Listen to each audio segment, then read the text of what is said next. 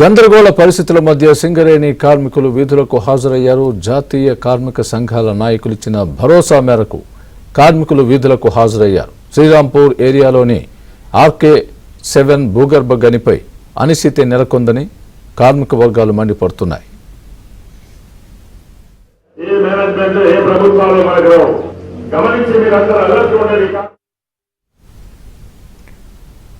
ఇక RK7 భూగర్భ గనికి forest clearance అనుమతులు 2020 వరకు మాత్రమే ఉన్నాయని జాతీయ కార్మిక సంఘాల నాయకులు తేల్చి చెప్పారు. సింగరేణి ఏరియా అధికారులు తదుపరి అనుమతులు తీసుకోకపోవడంతో గందరగోళం ఏర్పడిందని వారు వివరించారు. ఈ గని మూసివేతపై ఇప్పటివరకు సింగరేణి యాజమాన్యం ఎందుకు స్పందించడం లేదో అర్థం కావడం లేదన్నారు. ఈ గని నుంచి కార్మికుల్ని బదిలీ చేయవద్దని వారు అధికారుల్ని డిమాండ్ చేశారు.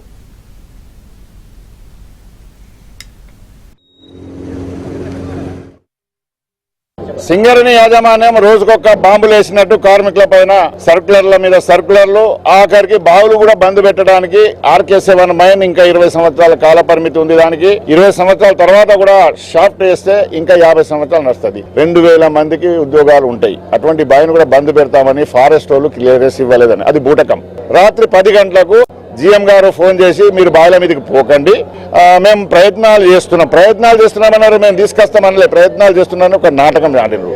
ఏదేమైనా కూడా కార్మికులు అందరూ అలర్ట్ గా ఉండాలి. ఈ బావి బంద్ కాకుండా చూడాలి. ఈ బావి బంద్ చేసే కార్యక్రమం చేపడితే మాత్రం HMS పరంగానే ఆమరణ నిరాహార దీక్ష GM SRP ఆఫీస్ ముందు కూర్చుంటాం. శ్రీరాంపూర్ డివిజన్ లోని RK7 గని 1975లో స్టార్ట్ అయింది. దీనికి 2000 సంవత్సరంలో రెన్యువల్ చేసుకున్నారు. దాన్ని ఎక్స్టెన్షన్ చేయాలని 2018లోనే యాజమాన్యం అటవీ శాఖ వాళ్ళకి పర్మిషన్ ఇవ్వనని 2 సంవత్సరాల ముందే రాశారు. కానీ అటవీ శాఖ అధికారులు ఈ సమస్యని పరిష్కారం చేయకుండా ఇప్పటికైనా అటవీ శాఖ వాళ్ళు ఆలోచించాలి. ఇది ప్రభుత్వ రంగ సంస్థ. ఈ ప్రభుత్వ రంగ సంస్థలో బొగ్గు తీస్తేనే ఇటు పక్కన కరెంటు కానీ అవన్నీ వస్తాయి.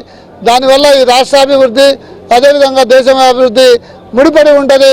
ఇప్పటికైనా ఆలోచించి ఆ పర్మిషన్ వచ్చేలోపు ఒక 10-15 రోజులు కనుక వెసులుబాటు కల్పిస్తే ఈ బొగ్గు కానీ నడుస్తుంది.